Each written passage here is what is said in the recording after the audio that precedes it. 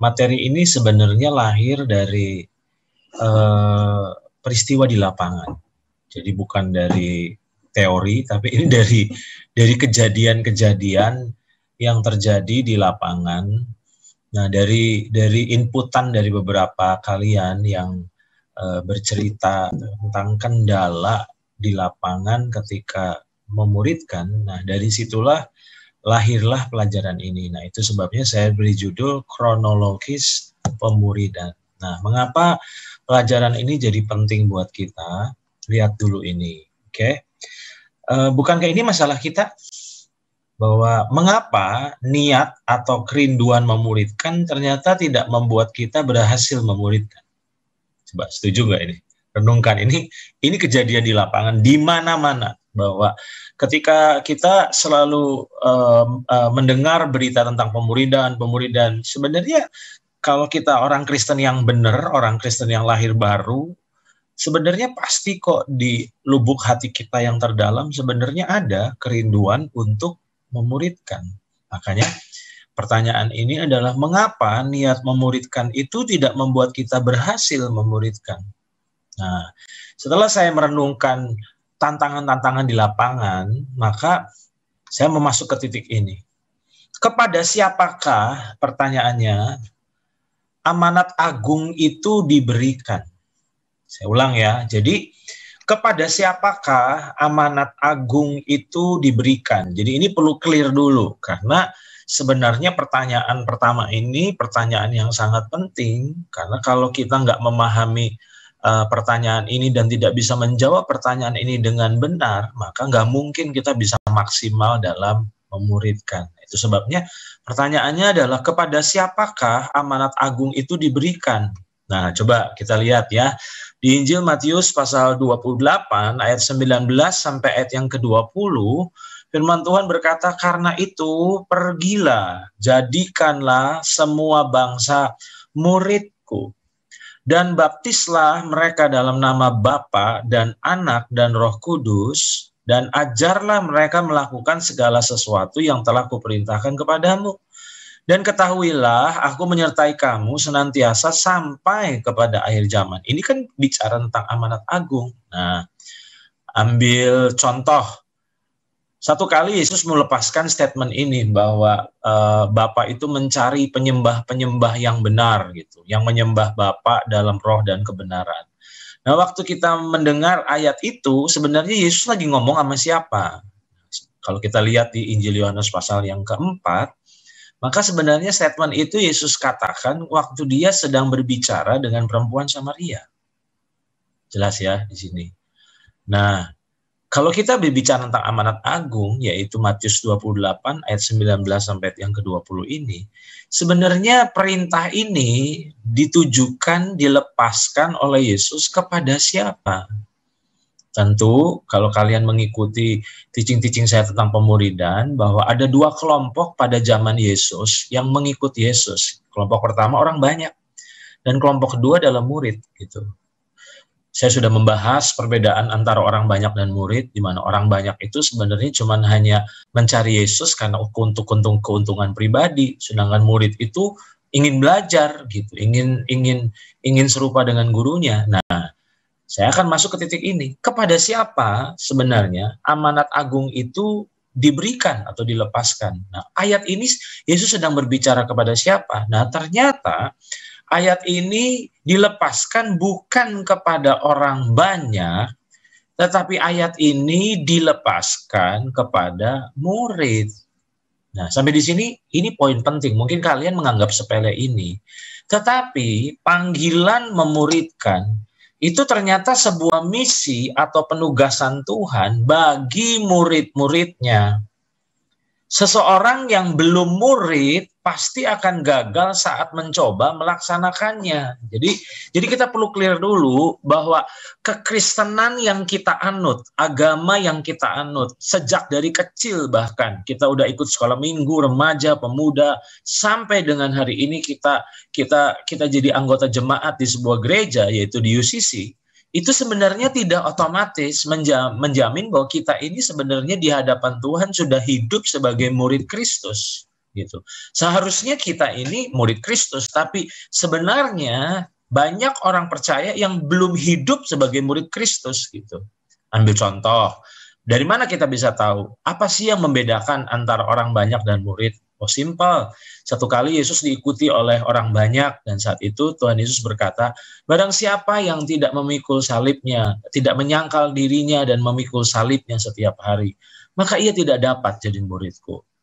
Terus Yesus bilang, barang siapa, kalau dalam bahasa terjemahan yang bebasnya gitu ya, barang siapa yang tidak mengasihi aku lebih daripada apapun dan siapapun dalam hidupnya, maka kamu tidak dapat menjadi muridku. Nah terus kalimat yang ketiga, kalau kita baca di Alkitab, di situ Yesus berkata bahwa barang siapa yang tidak melepaskan dirinya dari segala miliknya, maka ia tidak dapat jadi muridku. Berarti dengan kata lain, Yesus itu sebenarnya mengadakan pemisahan. Pemisahannya antara orang yang sekedar ikut-ikutan dengan orang yang benar-benar ikut sebagai murid Kristus gitu. Nah, sekarang pertanyaannya, kita ini sebenarnya sudah hidup sebagai murid Kristus atau belum? Makanya kalau kalian mengikuti pengajaran saya tentang pemuridan, saya mendefinisikan bahwa pemuridan itu definisi pribadi saya ya, adalah hidup sebagai seorang murid Kristus yang membimbing orang lain secara intensif untuk hidup sebagai murid Kristus sehingga mereka dapat melakukan hal yang sama kepada orang lain. Jadi definisi pemuridan ini menurut saya penting, bahwa sebelum kita memuridkan orang, yaitu membimbing orang lain secara intensif untuk hidup sebagai murid Kristus sehingga mereka dapat melakukan hal yang sama kepada orang lain, justru core-nya, akarnya adalah hidup dulu sebagai seorang murid Kristus. Jadi perintah pemuridan itu, perintah untuk kita memuridkan itu bukan dilepaskan Yesus, bukan dipercayakan Yesus kepada orang banyak, tapi kepada murid-muridnya. Nah itu pertanyaan pertama tadi. Pertanyaan pertama tadi adalah kepada siapakah amanat agung itu diberikan? Itu kepada murid. Berarti sebelum kita memuridkan, pastikan dulu kita ini sudah hidup sebagai murid Kristus. Nah, ada pertanyaan kedua. Pertanyaan keduanya adalah ini. Kapankah amanat agung itu dilepaskan atau diberikan? Nah, saya ulang ya. Tadi kepada siapa? Itu yang pertama. Yang kedua, pertanyaannya adalah kapankah amanat agung itu diberikan? Coba, kalau kita mengikuti kronologisnya, maka sebenarnya amanat agung ini dilepaskan sebelum detik-detik Yesus terangkat ke sorga, kembali ke sorga. Nah, sebelum Yesus terangkat ke sorga, Alkitab mencatat kurang lebih ada 500 murid. Jadi bukan cuma 12. Ada kelompok murid itu ada kelompok 12, kelompok 70, kelompok 120, dan yang terluar itu ada 500 gitu. Nah, jadi yang menyaksikan Yesus terangkat itu bukan 12, tapi kurang lebih 500 murid. Nah, 500 murid itu beda sama orang banyak. Orang banyak itu pernah tercatat 5.000 orang. Tapi itu bukan murid. Murid itu paling banyak, jumlahnya cuma 500 yang dicatat. Nah, amanat agung ternyata dilepaskan sebelum Yesus terangkat dan kembali ke sorga. Itu waktunya, momennya. Kapan? Saat dilepaskan sebelum Yesus terangkat dan kembali ke sorga. Dan catatan saya, setelah Yesus secara intensif dan konsisten memuridkan mereka selama 3,5 tahun. Coba saudara, teman-teman coba renungin dulu sebentar. Amanat agung itu dilepaskan bukan di 3,5 tahun pertama loh. Amanat agung juga tidak dilepaskan di tengah-tengah 3,5 tahun. Tidak. Amanat agung itu ternyata dilepaskan di 3,5 tahun terakhir. Maksudnya kapan? Jadi Yesus itu memuridkan dulu murid-muridnya selama 3,5 tahun. Baru setelah dia memuridkan murid-muridnya selama 3,5 tahun secara intensif, secara konsisten, baru setelah Yesus mau check out dari dunia ini kembali ke sorga, Yesus bilang begini, pergilah kamu dan jadikanlah semua bangsa muridku. Nah, apa yang saya mau coba sampaikan di sini? Bagaimana mungkin kalau mereka tidak dimuridkan dulu oleh Yesus selama 3,5 tahun, terus mereka bisa pergi ke seluruh dunia dan memuridkan bangsa-bangsa. Nggak mungkin dong, gitu. Makanya, pertanyaan kedua adalah kapankah amanat agung itu diberikan? Atau dalam bahasa bebasnya adalah gini, kapan sih kita ini siap memuridkan? Dan ternyata menurut saya, kita ini siap memuridkan setelah kita sungguh-sungguh dimuridkan. Makanya kalau kalian belum sungguh-sungguh dimuridkan, terus mau mencoba memuridkan orang, ya memang kita akan mengalami kesulitan. Nah, ambil contoh, saya tunjukkan ayat ini. Di 2 Timotius 2 ayat yang kedua, 2 Timotius 2 ayat yang kedua, firman Tuhan bilang begini, ini ayat-ayat emas pemuridan ini. Apa yang telah engkau dengar daripadaku di depan banyak saksi. Ini Paulus lagi ngomong ke anak rohaninya Timotius. Jadi, apa yang telah engkau dengar daripadaku di depan banyak saksi. Artinya, Paulus itu nerima dari siapa? Paulus itu nerima dari Tuhan. Tuhan tuh ngomong sama dia, Tuhan tuh ngajar sama dia. Lalu apa yang terjadi? Paulus sampaikan hal itu kepada anak rohaninya Timotius. Tapi apakah berhenti pada Timotius? Tidak. Percayakanlah itu kepada orang-orang yang dapat dipercayai, yang juga cakap mengajar orang lain. Jadi sebenarnya pemuridan itu meneruskan. Makanya di dalam terjemahan firman Allah yang hidup, 2 Timotius 2 ayat 2 tadi bilang, yang kemudian akan meneruskannya kepada orang lain lagi. Nah, sampai di sini saya berharap kalian nangkap sesuatu ini. Bang, kenapa ada banyak orang kesulitan atau terseok-seok, bahkan kebingungan saat memuridkan orang, bukan karena kurang niat. Niatnya besar, kerinduannya besar.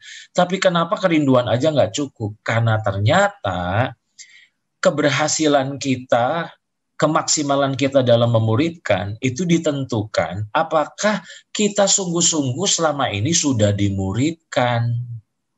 Jelas ya? Makanya kesimpulan saya, pemuridan itu sebenarnya mengestafetkan apa yang kita telah terima dari generasi pendahulu kita ke generasi selanjutnya. Makanya saya pilih pakai istilah kata estafet. Tentu kalau kita belajar tentang lomba lari estafet, maka lari estafet itu kan ada 4 pelari yang meneruskan, mengestafetkan, yang memindahkan tongkat dari pelari ke-1 ke pelari kedua, ke pelari ketiga, ke pelari keempat. Nah, tentu kita tahu toh dalam dunia lari estafet itu, pelari kedua itu baru bisa lari kalau dia telah mendapat tongkat dari pelari pertama.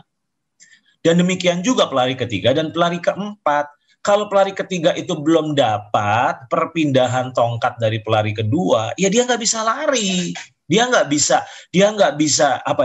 bisa melaksanakan bagiannya gitu. Jadi dia itu harus dapat dulu, baru dia bisa teruskan. Nah, makanya sebelum kita ngomong pemuridan panjang lebar ke depan, pertanyaan saya, kita ini sebenarnya selama ini sudah belum dimuridkan sungguh-sungguh secara maksimal. Mungkin kalian bilang, kan saya sudah ikut kebaktian tiap minggu. Aduh, minta maaf.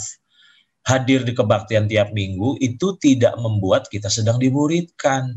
Karena pemuridan itu esensinya ternyata one on one sebenarnya. Mungkin kalian berkatakan, saya sudah ikut komunitas, tapi cuman hadir di komunitas atau mimpin pertemuan komunitas, atau dalam hal ini kita ini memimpin klub terus sharing di klub. Terus apakah waktu kita sharing di klub itu terus kita berkata, kan saya sudah memuridkan mereka? Belum tentu loh. Makanya tadi saya katakan bahwa kita perlu meredefinisi ulang tentang pemuridan. Jadi cuman sharing firman itu tidak membuat kita sedang memuridkan loh. Tidak membuat kita sedang memuridkan loh. Itu bagian dari pemuridan, saya setuju. Tapi cuman hanya sharing begitu aja, terus tidak ada hubungan personal dengan orang itu, kita nggak membimbing orang itu secara intensif, nggak nemenin, nggak ngelihat progresnya, berarti kita nggak memuridkan. Karena pemuridan itu ternyata percayakanlah apa yang telah kita dapat kepada orang yang dapat dipercaya, yang cakap juga mengajar orang lain. Berarti Tuhan tuh ingin kita ini bukan cuma sembarang khotbah 1.000 orang dengar terus kita berkata saya sudah memuridkan 1.000 orang itu. Belum. Kita sedang menyampaikan berita kebenaran, tapi kita tidak sedang memuridkan. Bukankah itu yang Tuhan Yesus lakukan? Dia khotbah di depan orang banyak, dia khotbah. Tapi dia tidak sedang memuridkan orang banyak itu. Karena dia secara intensif memuridkan murid-muridnya gitu. Jadi pemuridan itu esensinya mengestafetkan apa yang kita telah terima dari generasi pendahulu kita ke generasi selanjutnya. Nah, mengapa saya beri judul kronologis pemuridan? Karena ternyata berdasarkan Kamus Besar Bahasa Indonesia, kronologis itu artinya menurut urutan waktu dalam penyusunan sejumlah kejadian atau peristiwa. Saya ulang ya. Arti kata kronologis berdasarkan Kamus Besar Bahasa Indonesia adalah menurut urutan waktu dalam penyusunan sejumlah kejadian atau peristiwa. Nah, makanya saya melihat orang-orang kesulitan dalam memuridkan karena ternyata mereka belum sungguh-sungguh dimuridkan selama ini. Makanya kalau kita belum sungguh-sungguh dimuridkan, menurut saya prioritas kita dimuridkan dulu secara intensif. Benar-benar dibimbing secara intensif supaya kita punya amunisi, supaya kita bisa punya kekuatan untuk meneruskan kepada orang-orang yang kita muridkan gitu. Nah, makanya kenapa ada orang kesulitan dalam memuridkan? Kerinduannya besar, tapi kenapa susah? Ya simpel. Karena urutannya dimuridkan dulu, baru memuridkan. Bukankah itu yang Yesus lakukan? Dia nggak langsung suruh murid-muridnya memuridkan bangsa-bangsa loh. Yesus secara intensif memuridkan mereka dulu selama 3,5 tahun. Pendampingan, jadi teladan, ngajar, memberi koreksi, teguran. Intensif tuh. Bahkan hidup 24 jam bersama murid-muridnya. Kalau kita kan enggak. Yesus itu selama 3,5 tahun hidup bareng bersama dengan murid-muridnya. Mengajar, mendemonstrasikan, menegur, memberi teladan. Pokoknya itu all in lah, lengkap. Makanya nggak heran setelah Yesus selesai memuridkan mereka dengan sungguh-sungguh selama 3,5 tahun, baru Yesus memberi tugas kepada mereka. Artinya gini, hey, sekarang tongkat estafet aku serahkan kepada kamu ya, gitu.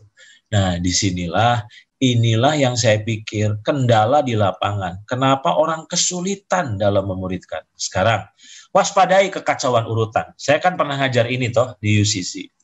Waspadai kekacauan urutan. Kalau urutannya benar, seharusnya pemuridan itu tidak susah. Saya ulang ya, kalau sampai kita dimuridkan dulu dengan benar, bukan cuma asal, tapi benar-benar dibimbing, benar-benar dituntun, benar-benar didampingi secara intensif. Sebenarnya untuk memuridkan itu harusnya nggak susah. Tapi kalau kita belum sungguh-sungguh dimuridkan selama ini, terus kita mau coba-coba memuridkan, ya berarti nggak heran terjadi kekacauan urutan di sini. Nah, saya ingin membagikan 2 poin, lalu kita selesai dan saya berharap kita bisa berdiskusi. Ada 2 hal yang saya pikir perlu kita pahami sungguh-sungguh dan hidupi sungguh-sungguh. Yang pertama, sudahkah atau sedangkah kita dimuridkan dengan maksimal? Karena ada banyak orang bilang, saya sudah dimuridkan, cuman hubungan pemuridannya benar-benar serius atau cuman main-main gitu. Saya minta maaf dulu. Kalau hubungan kita, pemuridan itu cuman hanya nunggu kita punya masalah, terus akhirnya kita datang ke pembimbing kita, itu namanya belum pemuridan. Itu mah baru hubungan antara konselor. Dimana kalau konselor mah sebenarnya menolong orang, mendampingi orang untuk menemukan solusi dari masalahnya. Itu mah konseling namanya, bukan pemuridan. Makanya kalau hubungan kita dengan orang yang kita muridkan, kalau mereka nunggu ada masalah dulu, baru kita bagi hidup dengan mereka, baru kita nasihati mereka, ya itu mah kita belum memuridkan, itu baru mengkonseling mereka. Makanya saya katakan, sudahkah atau sedangkah kita dimuridkan dengan maksimal? Sekarang, lihat ini. Mengapa murid-murid tidak kesulitan dalam menerjemahkan amanat agung? Sementara ada banyak orang-orang Kristen hari ini waktu mendengar amanat agung bingung. Aduh, ini maksudnya apa sih? Maksudnya apa ini ya? Bingung. Nah, kenapa murid-muridnya waktu mendengar amanat agung itu dilepaskan oleh Yesus sebelum Tuhan Yesus terangkat ke sorga, kenapa murid-muridnya tidak kesulitan, tidak salah tafsir, tapi mereka benar-benar bisa menerjemahkan amanat agung, dan terbukti waktu Yesus terangkat ke sorga, mereka memuridkan tuaian yang didapat ketika Petrus berkhotbah pada hari Pentakosta kan.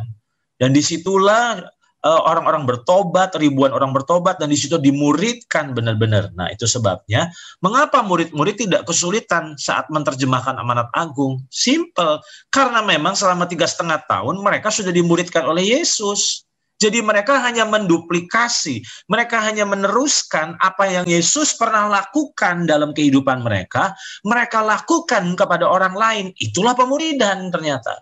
Nah, makanya coba bayangkan kalau Yesus nggak pernah memuridkan mereka dengan serius, dengan sungguh-sungguh selama 3,5 tahun, terus waktu mereka disuruh untuk memuridkan, pasti mereka akan kesulitan. Nah, itu sebabnya saya akan tunjukkan bukti yang lain.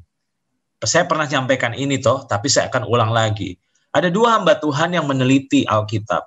Salah satunya namanya Bill Hull.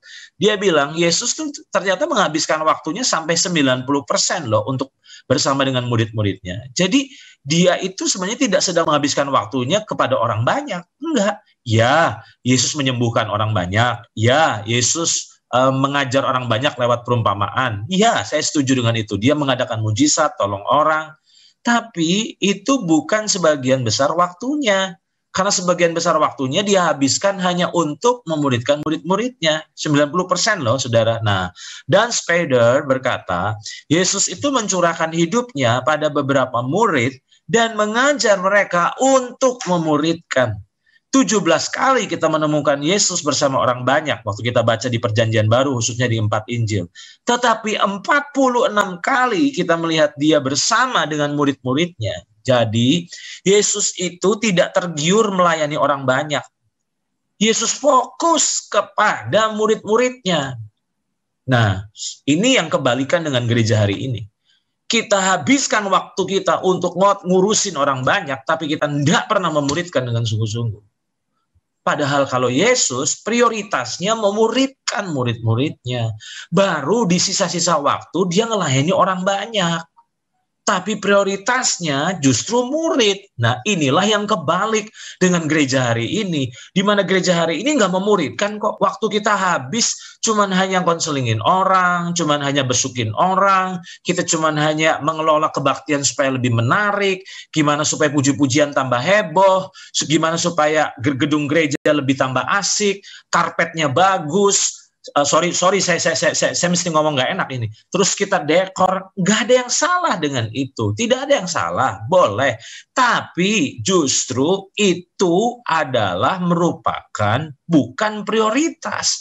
Prioritas kita harusnya memuridkan sebenarnya. Karena itulah teladan Yesus. Yesus itu memuridkan 90% waktunya dia bagi hidup sama murid-muridnya, dia fokus. Nggak heran setelah 3,5 tahun murid-muridnya yang melanjutin. Nggak heran, tidak heran. Nah, masalahnya hari-hari ini kenapa regenerasi jadi kacau? Kenapa regenerasi nggak maksimal? Karena kita belum sungguh-sungguh memuridkan. Kita cuma sebatas program. Makanya nggak heran. Justru energi kita habiskan untuk ngurus orang banyak. Makanya saya mau bilang, ngurus orang banyak itu baik. Tapi berinvestasi waktu yang berkualitas sama murid itu harus menurut saya. Nah, itu yang pertama ya. Pertama tadi, sudahkah atau sedangkah kita dimuridkan dengan maksimal? Jadi, kalau kita belum maksimal dimuridkan, ayo datangi orang yang muridkan kita. Bilang gini, waduh, ini saya butuh, lebih intensif lagi ini. Bener-bener, ini saya butuh, benar-benar saya nggak bisa dilepas. Tolong saya, dampingi saya, muridkan saya sungguh-sungguh supaya saya benar-benar bisa maksimal sehingga nanti saya benar-benar bisa memuridkan orang lain lagi gitu. Jelas ya, itu yang pertama.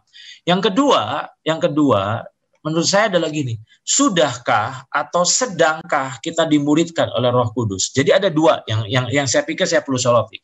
Yang pertama, kita dimuridkan oleh manusia. Itu latihan kerendahan hati menurut saya. Itu yang pertama.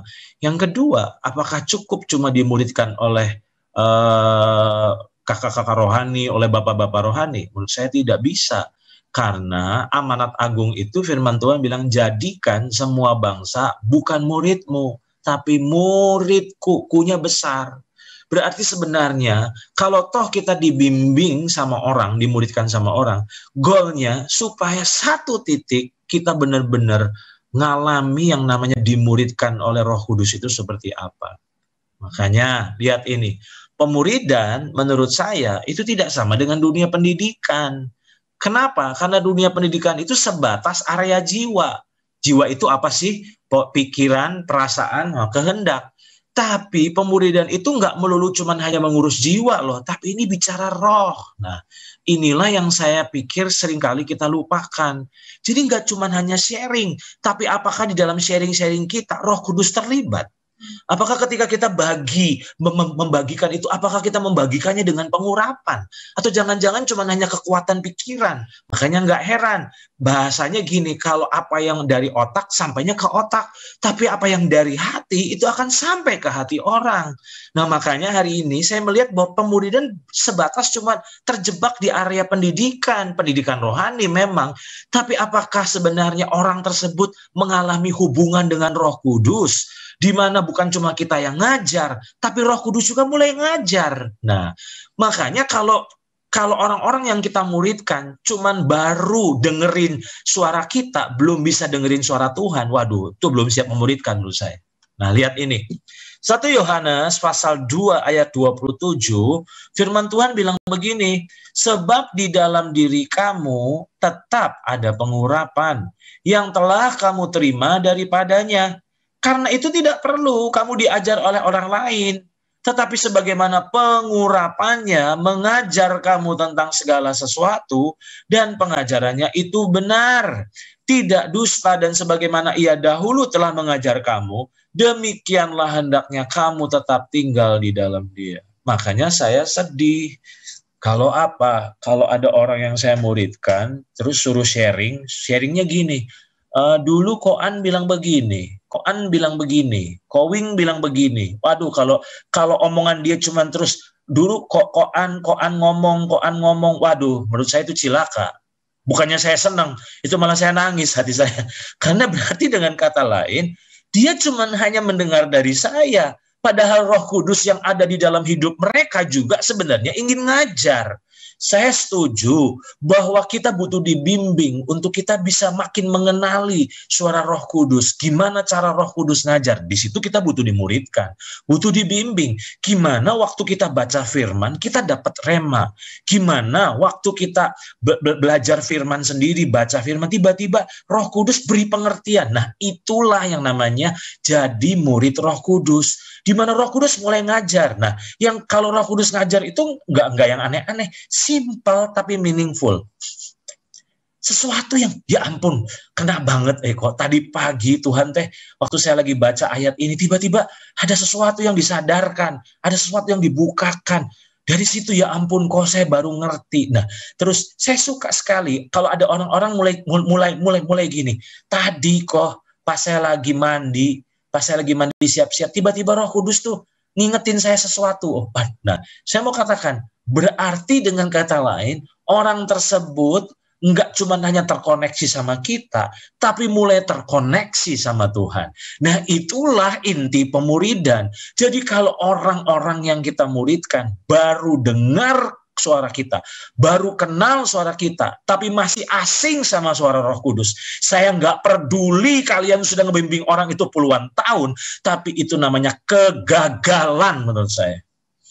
Jadi jangan seneng kalau orang ini bergantung sama kita, karena sebenarnya tujuan pemuridan bukan mereka bergantung sama kita, tapi supaya mereka mulai terkoneksi dengan Tuhan, sehingga akhirnya makin lama mereka udah nggak butuh kita lagi.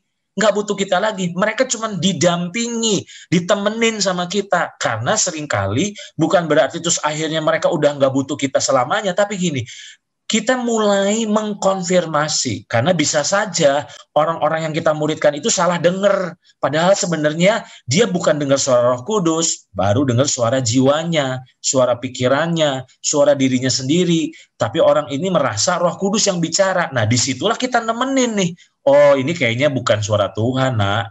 Ini mah sebenarnya suara diri kamu itu mah. Nah, dan disitulah peranan pemuridan betapa penting, di mana kita mendampingi mereka untuk benar-benar mereka akhirnya mengenali suara Roh Kudus, akrab dengan suara Roh Kudus, mulai diajar oleh Roh Kudus, sehingga 1 Yohanes 2 ayat 27 ini menjadi pengalaman hari-hari mereka.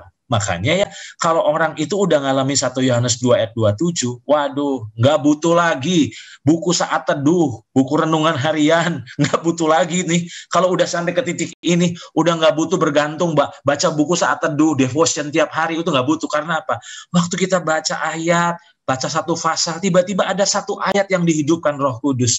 Dan tiba-tiba Roh Kudus mulai, ya ampun, saya kasih, ternyata dapat pengertian. Nah, itu namanya kita sudah mulai diajar oleh Roh Kudus. Nah, waktu kita ngalami itu, wow, memuridkan orang tuh jadi gampang. Tapi kalau kita baru cuman akrab dengan suara pembimbing kita, tapi kita belum dengar suara Tuhan dan belum belajar peka dan belum belajar intim sama suara Roh Kudus, waduh, waktu kita coba memuridkan orang, yang kita bagikan cuma pengetahuan belaka. Nah, sekarang saya mau masuk ke titik ini. Yesaya pasal 50 ayat yang keempat, Yesaya pasal 50 ayat yang keempat, firman Tuhan berkata begini, Tuhan Allah telah memberikan kepadaku, saya tertarik dengan kata ini, bukan telinga, lidah seorang murid, supaya dengan perkataan aku dapat memberi semangat baru kepada orang yang letih lesu. Wow. Setiap pagi ia mempertajam pendengaranku untuk mendengar seperti seorang murid. Wah, saya pernah ngajar ini di UCC kalau kalian masih ingat. Bahwa ternyata ada keterhubungan antara ketajaman perkataan kita dan ketajaman pendengaran kita. Nah, saya mau ingetin satu hal lagi sebelum saya masuk ke poin intinya adalah gini. Sekarang ini agak kelewat supaya kalian tidak salah paham. Apakah ketika kita sudah mulai bergaul dengan suara Roh Kudus mengajar pribadi kita, terus kita berhenti dengar pengajaran orang? Oh tidak. Terus tadi waktu saya sempat olahraga, saya dengerin khotbahnya John Maxwell kok. Masih denger pengajaran orang-orang lain, tapi bukan sebagai makanan rohani saya, tapi sebagai pembelajaran untuk terus memperbaharui pola pikir saya. Ingat ya, pengajaran dari orang sifatnya menambahkan hikmat, tetapi perkataan Tuhan itu adalah makanan buat roh kita. Itu bedakan itu. Jadi saya tidak sedang mengajar ekstrim. Berarti kalau udah dengar suara Roh Kudus, udah nggak usah dengar Kaoci, udah nggak usah dengar Koan, udah nggak usah dengar pengajaran, udah nggak usah. Bukan itu, karena kita masih butuh pengajaran dari orang untuk mengkonfirmasi apa yang kita dapat dari Roh Kudus. Nah, nanti kalian pasti alami, atau beberapa di antara kalian pasti sudah ngalami kok. Tiba-tiba waktu kita hadir di sebuah kebaktian atau dengar pengajaran dari YouTube atau siapapun, tiba-tiba kita dikejutkan oleh pengajaran hamba Tuhan itu, karena ternyata hamba Tuhan itu, yang disampaikan oleh hamba Tuhan itu, sebenarnya sama persis yang kita dapatkan waktu saat teduh. Waduh, ya ampun, kok sama ya gitu. Atau waktu kita baca sebuah buku, tiba-tiba apa yang ditulis buku itu tiba-tiba bilang, ya ampun, ini saya pernah dapat. Saya dapat pengertian ini. Nah, jadi kembali bahwa peran dari pembimbing jasmani kita itu untuk menyeimbangkan, untuk sebagai sebagai covering, penjaga kita untuk tidak sesat, untuk tidak akhirnya nyeleneh, tapi didampingi, karena kita masih bisa salah dengar loh. Saya ulang, siapapun kita masih bisa kemungkinan salah dengar loh. Petrus aja pernah salah dengar kok. Dia pikir itu Tuhan, padahal ternyata yang dia dengar itu setan. Makanya ditegur sama Yesus, enyahlah iblis, engkau satu batu sandungan bagiku. Nah, sebelumnya Petrus mendapat pewahyuan tentang jati diri Yesus loh. Sampai Yesus bilang, berbahagialah engkau Simon, karena engkau tidak mendapatkannya bukan dari manusia, tapi Bapa yang menyatakannya. Jadi, saya ulang, walaupun kita sudah dengar suara Roh Kudus, bukan berarti terus kita nggak butuh suara orang. Tapi peranan suara orang mulai berubah. Jelas ya, waktu kita anak-anak rohani, itu peranan orang itu penting, karena peran orang itu membimbing kita untuk sampai ngalami titik connecting dengan Tuhan. Tapi waktu kita mulai terconnecting dengan Tuhan, peranan pembimbing rohani itu mulai jadi partner, mendampingi, untuk mengawal. Jadi bukan sebagai sumber arahan, karena sumber arahannya harusnya Tuhan. Jelas ya. Jadi saya akan kembali ke Yesaya pasal 50 ayat yang keempat. Coba perhatikan, bagaimana mungkin waktu kita memuridkan orang, kita memuridkan dengan otoritas, kalau telinga rohani kita nggak peka gitu. Lihat ini bagus banget, Sebentar. Coba lihat ini, coba baca baik-baik. Yesaya pasal 50 ayat 4 dalam terjemahan The Passion Translation ternyata bagus loh. Digunakan kata the Lord Yahweh has equipped me. Saya tertarik dengan kata ternyata Tuhan itu mengequip kita. Untuk apa? Ingat bahasa kalimat terakhir dari ayat ini, to be trained to teach. Berarti sebenarnya Tuhan itu bicara sama kita, Tuhan itu ngajar kita, supaya satu hari kita bisa bimbing orang juga untuk ketemu dengan Tuhan, connecting dengan Tuhan, jadi muridnya Tuhan. Jadi di dalam terjemahan firman Allah yang hidup digunakan kata ini, Tuhan Allah telah mengajar aku. Pertanyaan saya, buat kalian yang mengalami kesulitan dalam memuridkan orang, jangan-jangan memang kita belum mengalami titik ini, Kalau kita belum mengalami titik ini, memang kita sulit, Bisa memuridkan orang. Tapi kita akan terseok-seok, karena gini, waktu kita mendengar dari Roh Kudus, kita diajar dari Roh Kudus, terus kita menyampaikan apa yang kita dengar itu, ada otoritas rohani waktu kita melepaskannya. Makanya dalam terjemahan firman Allah yang hidup dikatakan, Tuhan Allah telah mengajar aku dan memberikan kepadaku lidah seorang murid untuk berkata-kata dengan hikmat, sehingga aku mengetahui apa yang harus kukatakan kepada orang-orang yang letih lesu. Jujur, berapa banyak kadang-kadang kita nggak tahu kan, apa yang kita harus katakan kepada orang yang kita jumpai, yang kita lagi muridkan. Aduh, masalahnya rumit pisan kok. Nah, itu kalau pakai otak kita. Tapi kalau pakai telinga rohani kita, itu nggak ada matinya. Itu nggak ada matinya itu. Ingat, ada keterhubungan. Makanya setiap pagi ia membangunkan aku dan mengajar aku, serta membukakan pengertianku mengenai kehendaknya. Menurut saya, kalau kalian mau memuridkan dengan efektif, yang pertama, sudahkah kalian dimuridkan oleh orang? Yang kedua, atau sudahkah juga engkau mulai dimuridkan oleh Roh Kudus, di mana Roh Kudus mulai mengajar, memberi pewahyuan, pengertian yang sederhana, nggak yang aneh-aneh, tapi itu kok hidup banget ternyata, membekas banget Nah ingat, itu berarti Tuhan sedang mengajar kita. Nah waktu Tuhan sedang mengajar kita, sebenarnya itulah rahasia otoritas kita saat memuridkan orang. Makanya ya, kalau telinga kitanya tuli sama Tuhan, waduh, untuk memuridkan orang tuh susah. Kehabisan bahan kita. Kehabisan bahan.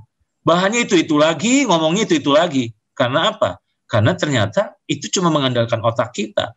Tapi kalau mengandalkan telinga kita, maka Tuhan itu kreatif. Tuhan itu nggak pernah kehabisan materi. Tuhan itu nggak pernah kehabisan bahan. Nah makanya modal kita bukan otak kita. Modal kita itu telinga kita. Nah, sekarang saya tutup dengan ini. Ketajaman perkataan kita ternyata ditentukan oleh ketajaman pendengaran kita. Jadi saya berharap sharing saya hari ini yang berjudul kronologis pemuridan, berharap banget bisa jadi berkat buat kalian. Sehingga kalian jadi sadar, saya ini ada di mana? Saya ini ada di mana? Tolong jangan sampai terjadi kekacauan urutan. Kalau kalian bilang gini, kok saya sih pengen memuridkan kok. Tapi kalau kita belum benar-benar dimuridkan, muridkan dulu lah, dimuridkan dulu. hasrat kamu untuk membimbing orang tuh bagus. Tapi engkau harus rendah hati dulu untuk dibimbing oleh orang dulu, supaya kita bisa membimbing orang suatu saat gitu. Dan di titik itu sambil kita jalan, belajar bergaul dengan Roh Kudus, di mana Roh Kudus mulai ngajar, mulai ngajar, mulai ngajar, mulai ngajar, mulai ngajar. Dan disitulah pengertian kita, bukan pengetahuan ya.